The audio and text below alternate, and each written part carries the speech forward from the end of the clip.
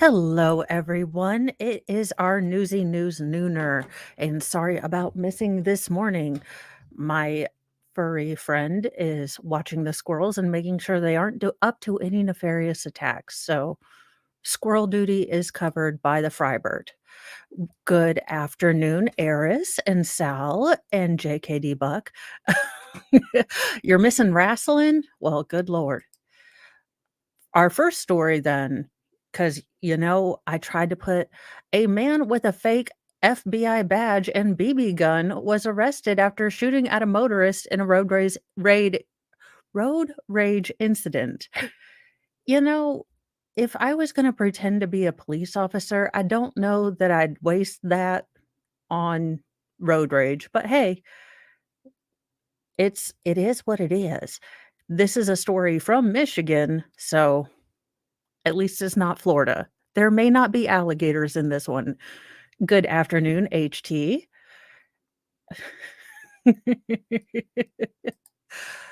Sal, you know what? He might have stopped at Spencer's. Believe me, when my youngest daughter had her birthday, um, she wanted to go to Hot Topic. And then she wanted to go to Spencer's. And I said, look, I don't think you are going to find anything that you want in Spencer's. It's really quite a lot more adult. She went in there and she was like, "Oh, hell knows. We are getting the heck out of here. This is not for me." And I said, "Thank you. I'd rather not be in here with you either." Good afternoon, reindeer. So, a man who allegedly had a fake FBI badge and BB gun was arrested after a road rage incident involving shots being fired at a passing vehicle, police said. Look, I'm just saying if you're gonna go ahead and pretend you're a Fed, why the not real pew pew? That doesn't make sense to me. Also, why are you gonna start a road rage incident with a not real pew pew? That sounds like you're trying to get all the unalived. Good afternoon, Slinky. On Wednesday morning at approximately 10:20 a.m., when officers in Michigan were dispatched to a report of possible shots fired during a road rage incident, according to the statement from Warren Police Department. Quote, dispatch received a call from a motorist who claimed that the male occupant of a white Toyota SUV shot at his vehicle on Mound Road as the victim was attempting to pass the subject. Was it a roundabout? That's what the internet is for. If I don't have to have any human contact and discreet packaging, I'm just saying, why would you go to Spencer's? That being said, no, again, that's why God invented the internet. So all of our degeneracy could be done anonymously and without having to look anyone in the eyeballs. God bless you, Bill Gates and oh God. Not Dan Quayle. Oh, I am spacing Man Bear Pig guy who invented the internet. Thank you, sir. I forgot your name. I hate you, Lyrica. I used to remember things. It will come back to me. Like 8 days from now, I will remember Al Gore. Thank you, Slinky. 10 years from now, I will remember what I meant to say. Thank you, Eris. Yes, God bless you, Bill Gates and Al Gore. uh, for inventing the internet so that we never have to look anyone in the eye when we're buying something of questionable morality. And thanks, chat. The victim also reported that the male subject also displayed a gold law enforcement type badge to him during this incident. Yeah, no, they are not. We were just having a little chat about Spencer's and their back area, and my fairly middle school daughter wanting to go to Hot Topics, then Spencer's, and I was like, "Spencer's is not going to, uh, be where you want to go." The alleged victim provided police with a description of the subject and his vehicles, and authorities in the area were able to make contact with the motorist as he was traveling southbound on Mountain Road, just north of 13 Mile Road, police said. Quote, officers effected a traffic stop on a Toyota and made contact with a lone male occupant. For the love of all that is Cheetos. I can read English. Not today, but I can some days, said the Warren Police Department. Officers located a BB or pellet pew pew inside the vehicle. Why? And a facsimile FBI badge and credentials. During the arrest process, the suspect made admissions to being involved in the road rage incident. Sir, you do not talk unless your lawyer is there. Now, your lawyer is going to see the fact pattern and say, "So you had a facsimile weapon, fake FBI credentials, and you decided to use said fake weapon to shoot at someone. Awesome. Just awesome." Police confirmed that they arrested a 55-year-old man from Southland, Michigan, but have not disclosed his identity to the public. Helm law, I'm just saying you can get in on this. You can rise to superstardom by getting this man only 1 year in prison for probably impersonating an FBI agent. You know, the feds do not like it when you try to take their jobs. The facsimile badge was confirmed to be a non-official law enforcement badge, of course. Again, there is the internet. I want no one to look me in the eyeballs. I don't want to do self scanner because God only knows that you will get everything down that self scanner aisle and the marital aid will, not ring up and you have to get everyone and their brother over there to help you. No, the internet is good. The internet is nice. The Warren Police Department said that no one was injured during the road rage incident, and the pew pew used in the altercation was a BB or a pellet gun. Why? Of course it was. We are very fortunate that no one was injured during this senseless incident. Too often we see minor traffic issues turn into incidents where pew pews are produced and people are seriously injured or killed. If you feel like you're encountering a hostile driver, the best thing to do is pull over and call 911. Taking matters into your own hands and road raging with other motorists is never a good outcome. Yeah.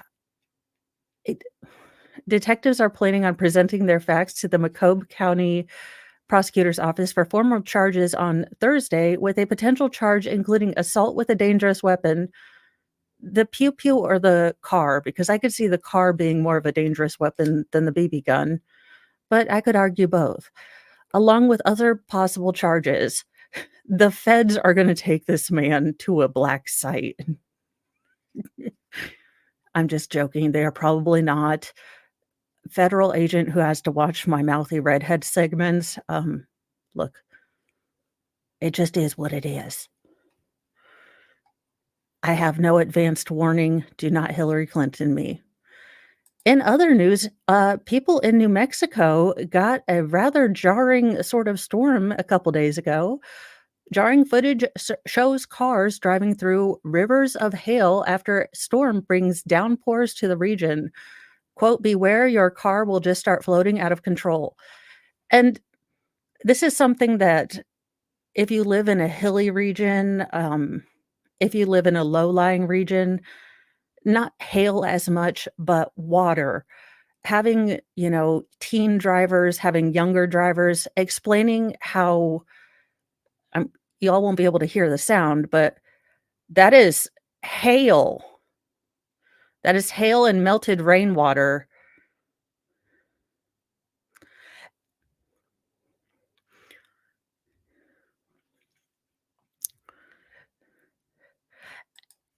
Explaining to them and showing them, old videos like we used to do in driver's ed of just how easy it is for a relatively small looking amount of water to swipe away a car. it's something that you have to explain to people. I generally get reined into my neighborhood because there's 2 hills going in or out, and, I just know even in my giant go-getter van, I'm still not gonna chance it. But you always have those jackbutts who are like, "No, I got four-wheel drive." And I'm like, "Yes, but it's still a Ford Focus." And that's, a bajillion tons of water. God bless you, I hope you can swim. A storm in New Mexico created an incredible scene in October with drivers navigating rivers of hail. KRQE News 13 Chief Meteorologist Grant Tosard, this better be Toastrud. Look, it looks like Toaster Turd. That's all I'm seeing, and I'm very sorry, sir. I know your name is not Toaster Turd, but now that the squirrels in my brain have taken that, I am very sorry. I am sure that's not your real name, and I apologize greatly for the mispronunciation. Apparently, I just can't speak the English today. So he shared a video on X from Dorothea Delgado that showed debris covering the road and a small river full of hail running across it. Again, do not try to ford rivers. We have all played Oregon Trail if you are my age, and it never ends up well. You all die of dysentery. Do not try to ford the stream. I don't think anyone ever won Oregon Trail, but I usually died right when they're like, Would you like to try to ford this stream?" And I was always like, "Yes, I am a banker from NYU or from New York City. Me and my 12 oxen are gonna try to ford this stream." And then it's like, "You've lost all of your oxen, your wife, your children, and you have dysentery. Thank you." Well, there you go. The 18-second clip was filmed in Las Vegas, east of Santa Fe. The storm, with heavy rain and strong winds, was so bad that snowplows were used to clear Interstate 25. While maneuvering through dangerous conditions, the driver of the car in which the video was shot said, "It's flooding. I don't think I can go up this way." That is one of the keys to safety in flooding events. Turn around, don't drown. It only takes a foot of water to sweep a car off the road. It's nearly impossible to tell what's under the water or even whether the road is still there. Each year, more deaths occur due to flooding than any other thunderstorm related hazard. Yeah, those are the type of things that keep you up at night as a parent, when you start having kids going out into the world and driving. It's it's always, like, okay, you realize that you can take the head thing off of the headrest off of your, seat if you need to get out the window. Those, metal things can break the glass. Do you have a safety seat cutter? Do you have, a safety, bucket? Do you have blankets? Do you have flares? You are a young lady. If you get stuck on the side of the road, you do not accept help. We have all seen The Hills Have Eyes. Road onions. Look, I'm more worried about road roundabouts. People are confused. I mean, not as confused about four-way stops because we can't remember anything. But, definitely, sometimes when you get someone new to a roundabout, it feels like National Lampoon's European Vacation. Although, whatever happened to the girl that they had to play Audrey in that one? I have never seen that girl ever again, or actress. I guess she's actually well, she'd be old. Squirrels. Sorry. This week has In all honesty, I'm feeling so much better from last week that it feels like even though it's my usual normal feeling, it feels like I have all of the energy to do all of the things. So I feel a bit like squirrel, squirrel, squirrel, squirrel. So I just need to balance out a little bit. It's all about balance. So again, if you see water on the road, please turn around. Please don't, make the evening news. I want you all to be safe for your families, for your children, for, the people that love you, for chat, just exercise common sense. Move over Elizabeth Warren. There is a new faux Lando Lakes woman, apparently, allegedly, possibly.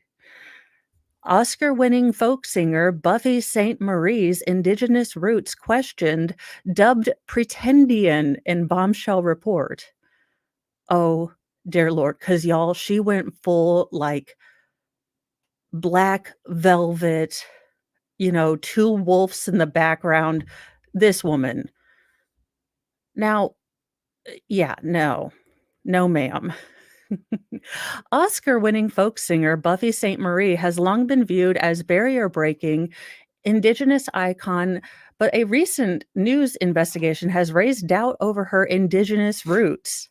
A Canadian broadcast corporation feature on the singer-songwriter has led to accusations that Sainte Marie is a pretendian, the term coined for people who fake having Indigenous ancestry.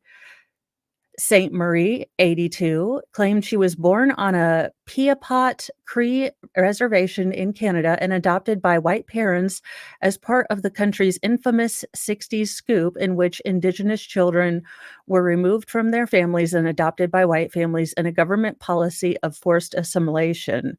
But recent CBC report cites a birth certificate that states the singer was born Beverly Jean Santa Maria in Stoneham, Massachusetts, to parents of European lineage. Ma'am, you have all the that is orange. Like, y'all wanna talk about a certain Cheeto in chief, the name taken in complete jest, but ma'am, that foundation is about 10 shades too orange for you. You need to put some blue in there. They're opposing colors on the color wheel. You will look so, yeah, the Land O'Lakes lady, but let's continue because 'cause I'm sure she is totally, totally Native American, and that jacket, I can't tell if I love it or I saw it at the car wash when it's finishing and it's buffing your car dry with those spinny things. I'm sorry, ma'am, if you like the jacket, rock it out, but all I can see is the end of a car wash now. It also quotes several family members who claim her story is an elaborate fabrication. Saint Marie shared her Cree culture with youth across the nation when she appeared on Sesame Street in the 1970s. She has won numerous awards, including an Oscar in 1983 for co-writing the song "Up Where We Belong." You mean I have to listen to that every year because why? For which she became considered the first Indigenous person to win the prestigious award. She rose to success among other folk singers in the early 1960s and has reappeared in pop culture in the recent years thanks to exhibits, podcasts, and documentaries on her life legacy and working to fight for Indigenous people. In 2021, Saint Marie's face even appeared on a Canadian stamp. Oh, well, with Justin Trudeau as their prime minister, I think this is apropos and quite possibly not tone deaf, but just in line. The significance of her role within Indigenous communities, especially those in Canada, made her potential fraud all the more shocking and hurtful to members of those communities who feel their heritage, pain, and history were stolen for her advantage. Quote, "It's theft of opportunities, resources, it's theft of our stories."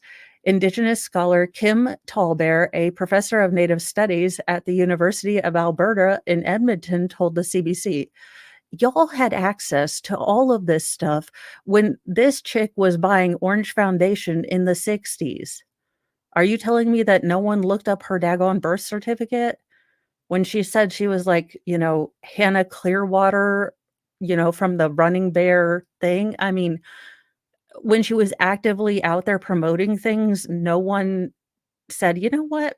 I'm gonna investigate things." Whereas journalism and investigation bankrupt back in the '60s too?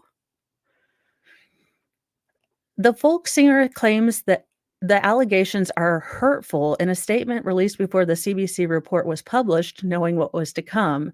She wrote that she knows of her indigenous history. Well, so does Elizabeth Warren. That's why she sent in, lobster bisque to you know, Pow Wow Chow, the cookbook. Me and Elizabeth Warren have about the same level of Native Americanness in us, madam. She learned it growing up with her mother. Oh my god. If I had a dollar for everyone who said, "Look, my so and so was a Cherokee princess." First of all, the Cherokee don't have royalty, so no, they weren't. And second of all, you burn in the sun more than I do. Chillax. Unless you are from the tribe in Scandinavia like I was, when my mother tried to tell me we had Native American blood, and I looked her dead in the eye and I was like, "In what Swiss Miss country did we have, native roots?" Because I'm gonna need to understand why I have to wear SPF 3000, okay? Quote, "My mother told me many things, including that I was adopted and that I was Native, but there was no documentation, as was common for Indigenous children born in the 1940s," St. Marie said. She added she doesn't know where she is from or who her birth parents were, and that she will never know. Y'all, this woman is that is foundation. I mean, it just looking at it, it could be the lighting, it could be that they're playing with saturations, but that is not a normal skin pigmentation that I've ever seen. But okay, we will give you the best benefit of the doubt. Let's continue. What she does know, she said, is that she was adopted by a Piapot First Nation couple, Emil Piapot and Clara Starblanket Piapot, quote, in accordance with Cree law and customs as a young adult.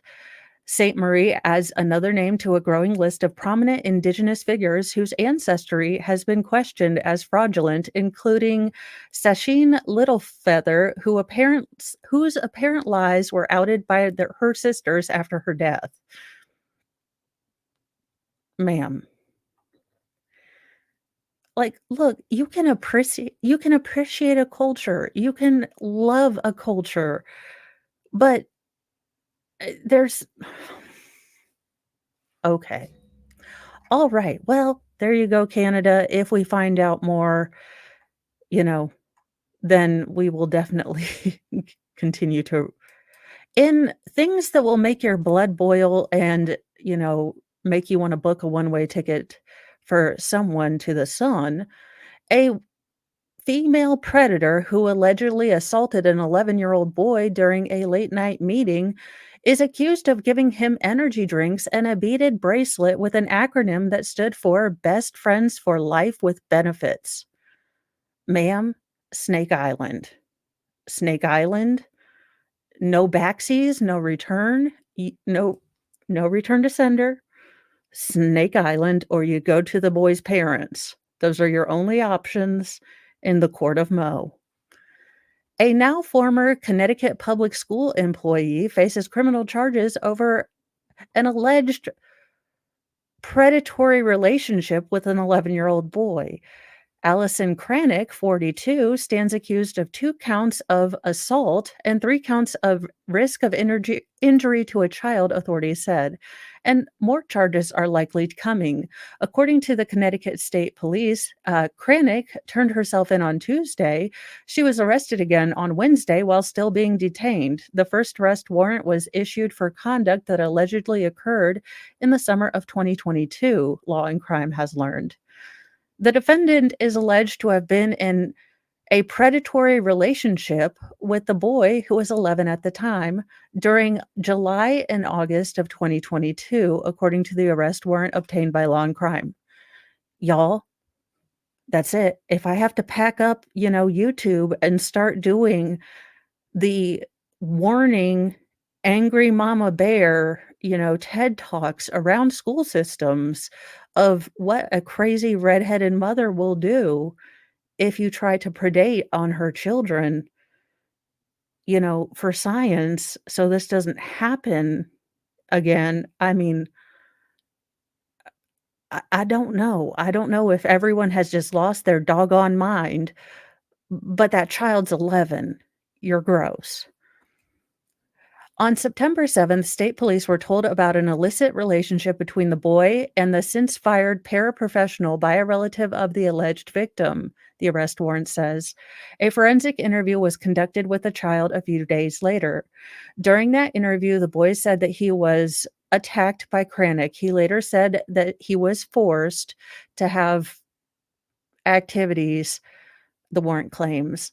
The boys and Krennic first communicated through iMessage and Snapchat and later moved their conversations to Discord after the defendant learned that one of the boys' family members monitored the use of his phone through the first two applications, but not the third, according to the warrant. Grossness. Just grossness. During the forensic interview, the boy described in detail several incidents in which he and the defendant allegedly had contact. These alleged encounters occurred, the boys said, early in the morning, and frequently he sneaked out of his house around 1 or 2 a.m. to meet with Kranick. Often the boy told investigators that things would happen in her car. I can't, people. I don't get it. Look, it's grossness, and I'm getting sick of having to, on the fly, edit your articles, Law and Crime, to the way you would write this if it had been a male teacher. So, we'll continue. Eventually, according to the boy, the routine caught up with him and he was always tired. Kranick then purchased him caffeinated drinks, energy drinks, and soda to help him keep awake, the warrant read. The boy explained that Kranick always volunteered to chaperone. Ma'am, you are excommunicated from the Church of Ladyship, okay? You are now a female. Be gone. Overall, the pair met up on at least 14 occasions after the boy sneaked out of his house late at night, the warrant alleges. According to the police, the educator was, quote, often flirtatious and sexual in nature when she messaged the boy and suggested he shower with her. Ugh, just all the gross. Kranick also sent the boy a picture of a letter beaded bracelet she made for him with the acronym BFFFLWB, the warrant reads. The boy later explained that Kranick told him that that acronym meant Best Friends for Life with Benefits. Yeah, yeah. Well, as I don't really know her other than the one song Up Where We Belong, but that's a lot of orange tan, if you will. But we have our own. Her name is Elizabeth Warren, and she's one bajillionth, possibly Peruvian, or maybe she's related to those little, alien bodies that we found, because that would explain a whole hell of a lot, because those were originally from Peru, and now I'm beginning to understand where Elizabeth came from. Kranick told the boy not to tell anyone it was about her, and if someone asked, to tell them it meant best friends forever for life we're better. Who the an 11-year-old boy would not wear a okay. Investigators also claim messages show several incidents in which the defendant attempted to emotionally manipulate the boy into spending time with her when he did not want to, by asking him to ask his family to let her take him fishing or allow him to use Snapchat again. No, well, she claims with ancestral DNA that she is like 100 bazillionth, 18 generation back Peruvian ancestry. I now contend that she's more related to the Peruvian alien ancestry, and that makes a whole lot more sense to me. So that's the theory I am going with, but that's pure speculation and just me being a mouthy redhead. So I'm not a biologist or a scienceologist. I am just one chick who's like, "Come on, big old asteroid." State police interviewed Kranick on the same day as the boy's forensic interview. The defendant allegedly, quote, downplayed any inappropriate reasoning for communicating with the child and allegedly said she simply wanted to comfort him because he's scared. According to the warrant, as for the seemingly flirtatious nature of their messages, Kranick replied that it was not her intent and she's just a really nice person. Sure, Jan. The heavily redacted warrant obtained by Law and Crime does not say how Kranick and the boy came to know one another in the first place. He does not appear to have been one of her students.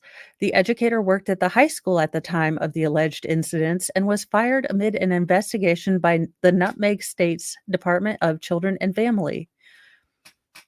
Quote, the employee was hired in February 2023 with procedural DCFS background fingerprinting reference checks and presenting no information of concern that would indicate the individual should not be hired. E.O. Smith High School Principal Louis Del Reto said in a statement provided to CT Insider, when we were notified of the outcome of the DCF investigation, and the individual ceased employment with the Regional School District 19. There you go. Yeah, I know.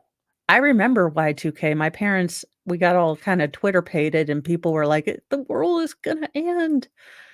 And I was like, I'm in high school. I don't want to do finals. Okay. I'm there. I mean, why not? Oh, wait, no, that wasn't high school. That was 2022. That was the start of the reign of the boys reign of I was pregnant with the first boy child then. I was like, morning sickness sucks. I guess I'm okay with it. A spokesperson for the state police told Law and Crime that they could not yet provide information related to her second arrest, except to say that it was due to a warrant issued by New London Superior Court. The defendant had her initial appearance the same day, and she was assessed at a $500,000 bond. Finally, these people are getting bonds and getting put in jail, these female predators.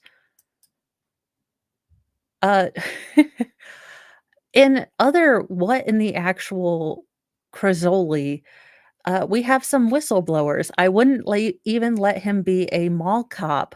Whistleblowers call JBLM's police system broken. Civilian police officers at Joint Base Lewis and McClord are questioning the actions of their superiors after a video of a former officer surfaced showing him grab a female soldier and pin her against the wall and appear to take multiple swipes at her face. That he was 11 and she was 42. Look, I'm saying Snake Island for the whole lot of any sort of predator, female, male, I don't care. Snake Island, or you let the victim's family have you, and I see nothing. But this is why I'm not a judge, because I am an emotional person when it comes to kids. Whistleblowers said the video depicts a clear example of assault. They also believed it was buried, and which allowed the officer involved in the incident to move on to a more prominent job outside the military. I'm just saying bring back pillaring. Remember when you had to have, you put your hands in your little face and people could throw rotten tomatoes at you? Now, it would only be rotten tomatoes. We would not allow stoning. But, shaming with a placard that says, I am a gross human being, I don't know. I think I might be onto something. Yep.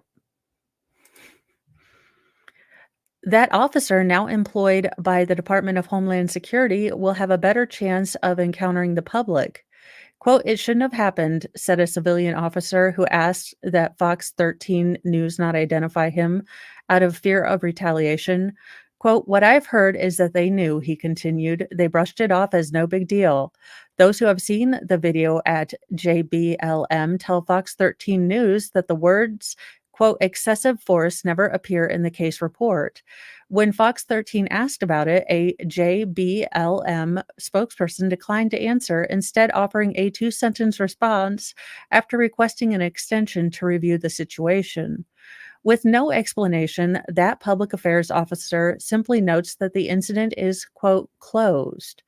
The situation unfolded in May 2023. A female soldier was sent to the civilian police department for what whistleblowers called a minor infraction.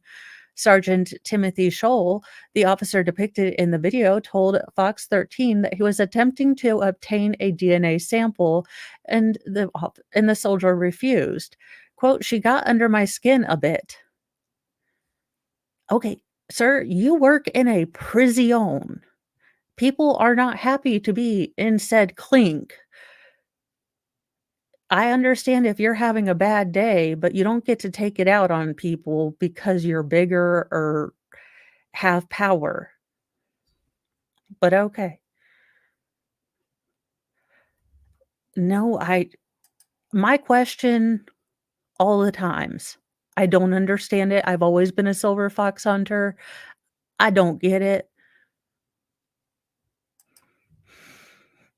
She got under my s or she got my under my skin a bit, Stroll said by phone when he was contacted by Fox 13. According to Scholl, she clenched her jaw and refused to allow him to take a DNA sample with a swab. He called it frustrating and said it, quote, "got the best of him." Okay, I hate to break this down like a toddler, 'cause, I mean, I understand, but if you're getting upset, if you are getting, at the end of your patience, you are in a prison. She is in a locked place. You can call any one of the other 9 people that apparently were just standing around watching you lose your collective poo and say, "Hey, I'm gonna leave out of here. I need to take 5 seconds, you know, calm your happy butt down, and then come in and act like a professional because you kinda took that responsibility when you took the daggone job, and not, like, I'm gonna break your jaw to get you this DNA swab." In the video, you see the female soldier's head pinned against the wall. Other officers who reviewed the video said that what is depicted, a series of swipes at her head and a flurry of movements as she remains seated, is an assault. Quote, "If someone refuses a DNA sample, which is mandatory per the Department of Defense for soldiers, the easiest way to do it is to release them to their unit and tell the unit to bring them back the next day," said one officer. Another noted that they could hold them in a detention cell, then get a warrant, which would allow medical staff to take a sample. "A cooler head would have prevailed in that situation," said a second officer who outranked Scholl. So, the timeline of events. In December 2019, he was hired as a supervisory officer, aka patrol sergeant. December 20th, 2020, his probation period ends, and December 24th, 2020, he violated a civilian civil rights and was sent to training. In April 2021, he completed the DACP Academy. So I'm guessing that's sort of maybe the civilian slash military police thing. I'm not quite sure. People look, I love my family to death, but it is a service family, and when they get together, it is like acronyms flying from hither to yon, and I have no idea what they're saying, so I just smile and nod. In May of 2021, he begins field training officer program and the phase 2 in June 2021 because he did not meet criteria. Why is this man still Why is this man still a police officer? Are you so low on police officers that this man is clearly not suited by either intelligence or training or retention ability of said training, that he is failing every single, you know, solitary requirement, and you're still like, "You know what? This is the government. You fail upwards." So he attempted an unlawful arrest again, stopped by a training officer. He was then put on a performance improvement plan, or a PIP. He did not get to phase 3 of the field training officer program because he didn't meet the criteria. He was placed on a do not arm list. Okay, when we trust you less than the British trust their bobbies, sir, hand me your badge. And not for Dirty Harry reasons, but come on now. Review board votes unanimously to terminate Scholl's training. Counseling letter indicates he failed to meet 2 policies. And then after all of these shenanigans, so after he has failed everything from the ABCs to print letters to cursive, he decides to assault you know, an army person, a service member. The officer that spoke up and alerted Fox 13 of their concerns said there were questions over whether Scholl should have been in that room at the time of the incident. In fact, it appears that superiors within the JBLM civilian police force believed that Scholl was incapable of doing his job before May 2023 event ever took place. In documents obtained by Fox 13, superior officers documented a number of troubling incidents involving Scholl. One training officer wrote, "I feel Scholl will continue to be a liability to himself, coworkers, and the agency if continued without reevaluation." The issues began in late 2021. Scholl, who had previously worked as a police officer at the Naval Base Kitsap Police Department, had been hired as a sergeant, and within days of his probation period ending. As officers explained to Fox 13, his role would have been that of a superior or supervisory officer. Beyond that, military police officers, or MPs, would be looking to him for guidance as civilian officers receive additional training.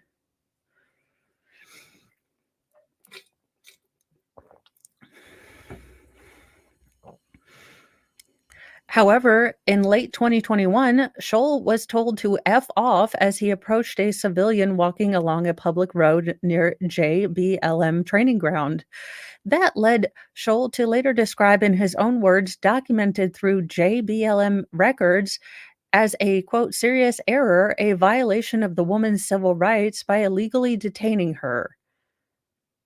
I mean, look, these are the type of people that when you make policies against the police, when you demonize all police to the point that good and integrity-filled people don't want the hassle, don't wanna go to the police force, knowing that if they make the right choice for the situation, but the wrong choice politically, that everyone will cut them off and they will get no support.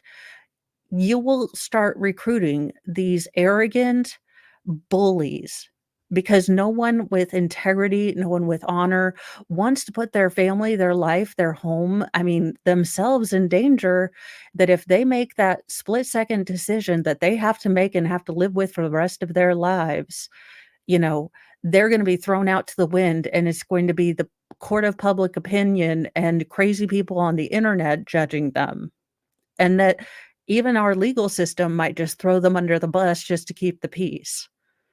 So you're gonna get these jack-offs, and then people are gonna wonder, and it's going to be an ever, self-fulfilling prophecy and cycle of the police are just asses. No, you've run off everyone with honor because they don't wanna deal with the fact that they might put their entire life, family, distant relations that might share their name in jeopardy because they have to enforce a law that, people make, and legislators that are so removed from any sort of normal human interaction And if things go sideways, they're screwed. So you're gonna get more of these shoals. I'm just telling you. And I don't wanna be right about this. It's just like I don't wanna be right about the Dirty Harry thing, but we've watched this movie before. A superior patrol division chief would later write, quote, "Due to his lack of understanding of fundamental police policies and practices, Sergeant Scholl was not fully prepared for the position of a competent police officer, not to mention a lead police officer." That decision led to Scholl being sent back to the academy for training. Upon completion, he was signed up for field officer training in 2022, and within months, he had taken part in a similar scenario as to what played out that landed him in hot water to begin with. By then, multiple field training officers had held him back in training over concerns of his knowledge of policy, knowledge of procedure, and officer safety. A memo was even sent out to not arm Scholl at one point in time. That led to the review board making a decision to terminate Scholl's training in July 2022. The document explained that Scholl had an inability to retain or respond to training provided. Scholl told Fox 13 that the woman in the video refused to open her mouth, so he was trying to get a DNA swab a different way. Okay, sure, Jan. Over a 15-minute plus phone call, this idiot doesn't realize that he is now negating his Fifth Amendment right. Sir, this can't. I'm gonna dumb it down. I'm gonna explain it. I'm gonna get the whiteboard of truth because I think we're gonna need crayons for this.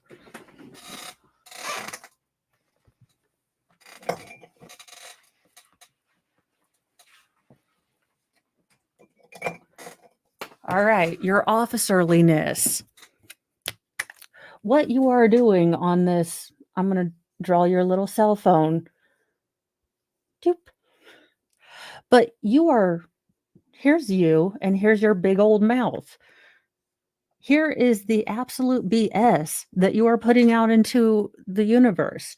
Now, the funny thing is that as Jodi Arias learned, uh, see, we have these things called the Fifth Amendment, which means that you have the right to remain silent. Now, you have 5 fingers on your hand. So try to remember it's 1, 2, 3, 4, 5. 5 is the most important one for you for right now. Now, when your lawyer, who you're going to have to pay all the monies to because it looks like you're going to be up for assault, which means you will land in the clink, okay? Your lawyer is going to come in and he's going to say, "Well, did you talk to anyone?" And you are going to loudly boast that "I know my rights. I didn't talk to the cops." And he's going to say, "Oh, good. Did you give any interviews?" And you're going to say, "Well, I just talked to Fox," where you just ran your damn mouth about, "Look, she pissed me off." So here's you and your big angry eyes or angry eyebrows, and you're just mad, and you're going to get that little swabby no matter how, even if you had to, just kind of beat her around the face. Now, you done said this on what is considered the media. So it can and will be used against you. And your lawyer is going to do one of these things. See, if you've paid him, he may just go out that door and say, "See you later." But okay, remember, it's 5. Just hold up your hand and remember 1, 2, 3, 4, 5. Now, had you actually memorized the Miranda rights and anything related to it, you might have figured that one out. But it seems like you lack the retention of a goldfish.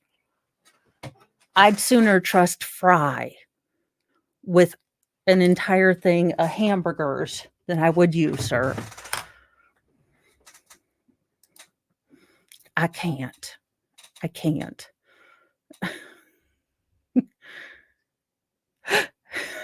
Well, thank you, JKD Buckeye. I endeavor to be better than certain people sometimes, maybe. On the day of the On that day, he was in charge. So, quote, let's see. At any time he's frustrated or things don't go in a specific order, you can see his frustration develop, said his one-time superior officer. So he's not an even-tempered, easy person. On that day, he was in charge, though, for reasons. God bless bureaucracy. And when Fox 13 tracked down the female soldier depicted in that video, she expressed shock that the video even existed. She said it was a rough day, that she'd been crying for the better part of the morning. She declined to describe the infraction that led her to the small room where the police officers take breathalyzers and DNA samples. She said Schold appeared in charge, noting that other officers and MPs stood silently watching. Quote, I feel the system should protect uh, I should be protected by didn't protect me, she said. It's unfortunate I was the person that was hurt in the end.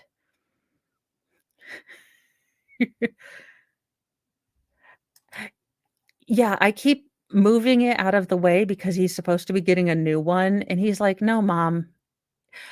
Look, I had a pair of pants that Griffin would not give up. I had to wait until he was in school, run out of here like I am conducting some covert Hunter Biden sort of mission, like total Navy SEAL stuff." And as soon as he got home, he looked through that daggone he looked for the frickin', Goodwill bag, and he's like, "Where are my pants?" And I'm like, "Sir, Imma need you to tone down the not bass in your voice.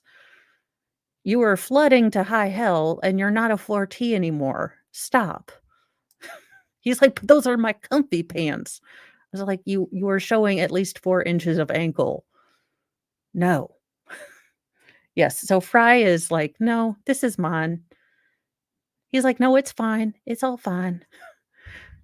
Good afternoon, Ghostery. The soldier had joined the military with high hopes. She has since left the military after her own timeline of events reached its peak that day. Looking at the video months removed from her service, she felt the video was a form of PTSD. Okay, okay. I am of the George Carlin, let's go back to calling it shell shock.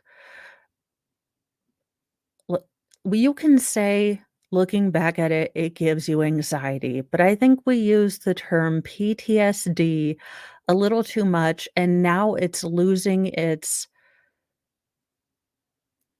gravity when we talk about soldiers and service members and things like that. When you have kids on TikTok saying they have PTSD because they couldn't get their venti, mocha latte 27 cap shot thing, and it triggered them. No, no. Go back to shell-shocked, make shell-shocked something that gets our veterans help for these things so we don't lose all of them, you know? George Carlin has a famous bit about the change of language, and you have to watch it because the man was a genius.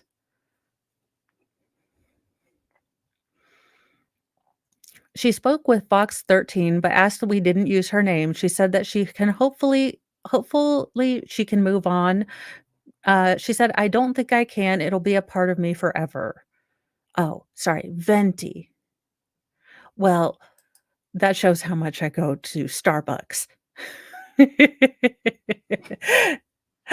That you know what? That's perfectly fine. I will tell you, apart from the whole cost of Starbucks, it's the fact that they ask your name and that you have to make 27 different choices. It's too much peopling for me. I get anxiety about it, and it's not, like, terrible, terrifying, things. I'm like, "That is too much peopling, and I don't want you to know my name. I don't wanna really talk to people. If I would like to get coffee, I will simply do it at my home." It is needed. I am admonished. Shoal's future. Shoal is currently training at Federal Law Enforcement Training Center. Alrighty. Well, he's gonna be part of the Homeland Security. That should comfort all of us. It sure comforts me. Where he'll be working at federal buildings for what's known as the Federal Protective Services. It's unclear whether any of his concerning behaviors documented at JBLM would have been related to DHS. Emails to DHS inquiring whether they were aware of Scholl's past were never received a response.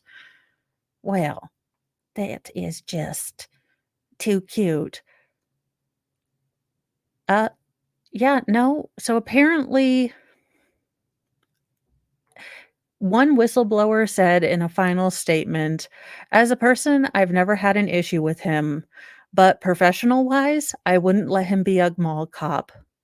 Paul Blart, totally, totally vindicated. Also, we don't make fun of Paul Blart here. Well, yeah, pretty much. Well, it's that and y'all, I'm gonna be real honest, by the time I doctor coffee with enough sugar and milk and everything else, to put everything in, I might as well have a milkshake, so I'm trying not to drink my calories. So, I'm I'll do iced coffee at home because I know how much of everything I put in, but if I go, no, I am more of a cold caffeine kinda person. Give me a Diet Coke and I'm fine. Give me a Coke Zero, even better. Coffee, I like iced coffee, and that's about it. I will do the bulletproof coffee sometimes, but I'm just not a coffee fan. I was horrified. Food tainted with the meth sparks a lawsuit from diners at a Japanese steakhouse. Now, that's insane. Also, how can I get one of them hibachi girls? Because I got a whole lot of kids to feed and pancakes to make every weekend. Patrons of a Japanese steakhouse in Florida are suing the establishment after they say they ate food containing methamphetamine. Jordan Gray, her husband Brandon Gray, and Matthew Gilly have sued the Nico Japanese Steakhouse and Sushi Bar in Pace, some 15 miles north of Pensacola near the Alabama border, according to their complaint filed in the Santa Rosa County courthouse in September. They were 3 of the several diners who were poisoned after eating at Nico's, where they were seated at a hibachi table. Y'all, y'all think I am joking. If I were able to get one of those hibachi tables, it would be life-changing. I don't know that I'd ever go back to a real thing. I might just make dinner like that all the time. I don't know what Mr. Mo and I are gonna do when we're alone and I'm still feeding the entire neighborhood because I don't know how to make single portions. On or about June 19th, 2023, after their visit to defendant Nico's restaurant, plaintiffs began to experience rising heart rate, increased sweating, rapid speech, racing thoughts, dizziness, nausea, excess energy, inability to sleep, vomiting, paranoia, fear, and anxiety, the complaint states. Uh, According to the complaint, they went to the emergency room where they were tested for intoxicants. At the press release, Jordan Gray said she and her husband encountered the family seated at the same table at the restaurant. They were also sick. Quote, at Santa Rosa Medical Center on or about June 10th, 2023, plaintiffs said each test positive for the exposure to methamphetamine. The complaint says Santa Rosa's sheriff's office tested some of the plaintiff's leftovers and found that the food was positive for methamphetamine. Where were they getting this? I mean, it was the shrimp. I mean, I was horrified, Jordan Gray said at a press conference in June, according to local Fox affiliate WALA. Quote, as a nurse and as a professional in the community, as a mother, I was terrified. I lost a lot of weight from lack of want to eat, Gilly said, according to mobile CBS affiliate WKRG. Okay, you guys, I look, this sounds terrifying, but would taking a little bit of this poison food lead to incredible weight loss ongoing? Because, look, I don't know how long method acting stays in your system, but apparently it stayed in a lot. A desire to not feel like I was feeling that night. I didn't drink water for days. Gilly also said his heart rate spiked to nearly 200. I was horrified at what that meant. As the Pensacola News Journal reported, an investigation by the Santa Rosa Sheriff's Office into the drugging was closed due to lack of evidence. Yeah, I guess I just don't know where it would have come from. Investigators were unable to determine whether anyone associated with the restaurant put drugs in the food. Reports that employees may have accidentally tainted the food could not be confirmed. Nico closed its doors for good in July. The plaintiffs allege negligence, failure to warn, strict liability, and breach of implied warranty. They seek an unspecified amount, but allege their damages exceed $50,000. Good lord. I mean, I get that, but holy goodness.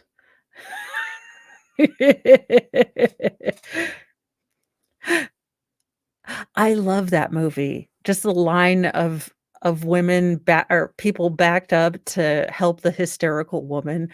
The things you could not make this year. Well, they're claiming that the little exposure to, or the exposure that they had that night caused, like, weeks long of not wanting to eat, not wanting to drink, heart rate spikes, things like that. In a court filing, the restaurant has denied the allegation and seeks to dismiss the counts with the complaint. So there you go. In other Florida news, fine, I don't want no, back to main I no, how do I get you off of here? I don't want any of this. Oh, for the love of Cheetos. You are killing me, Smalls, you are killing me. Alright, well, we'll figure that one out in a minute.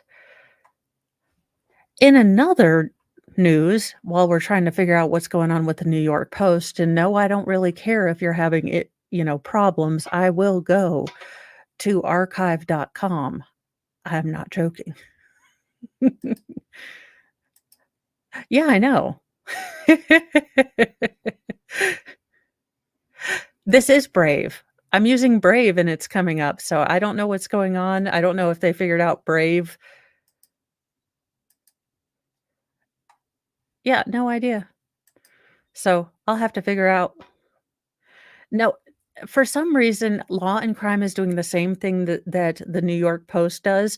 So, the corresponding video has not one thing to do with the article that I'm reading, which is why, Dave sent me, an email on how to put things up a bit more like, actual news things. So, here in a little bit, Newsy News is gonna get all professional-ish, and we may even have guest, reporters, color reporters, if you will, to do little segments related to, law, crime, all this. They are good. They're growing fast. Oh, yeah, she's still Snake Island. Woohoo! Awesome possum, Bobby Baloney. Thank you. Now you'll just have to really, level 1 it for me. Write it as if I am the lowest common denominator. A reputed MS-13 gang leader nicknamed Crook de Hollywood indicated or indicted in a terrorism conspiracy plot. I mean, at least we're finally targeting someone somewhere that wasn't, a meme with a little flag on, a certain January of some point.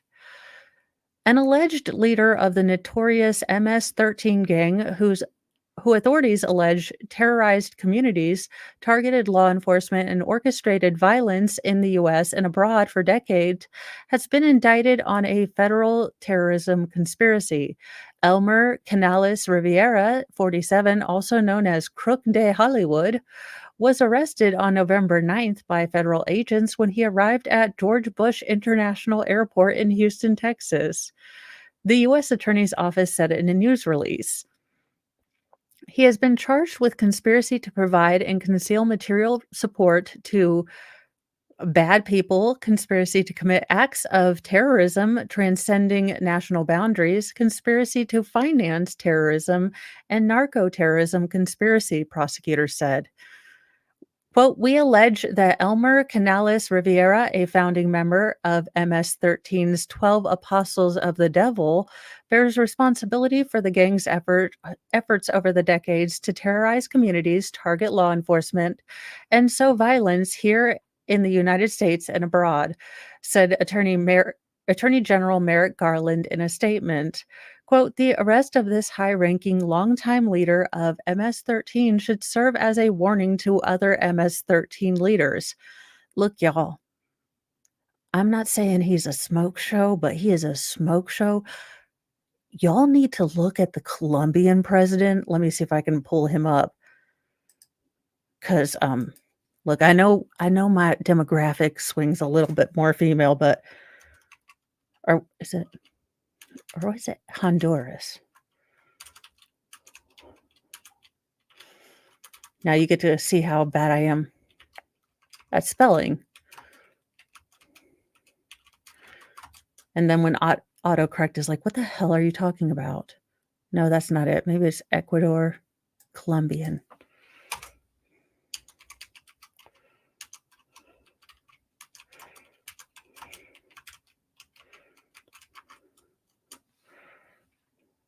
No. Any whoozle. I think it might be Ecuadorian. One more chance while I'm here.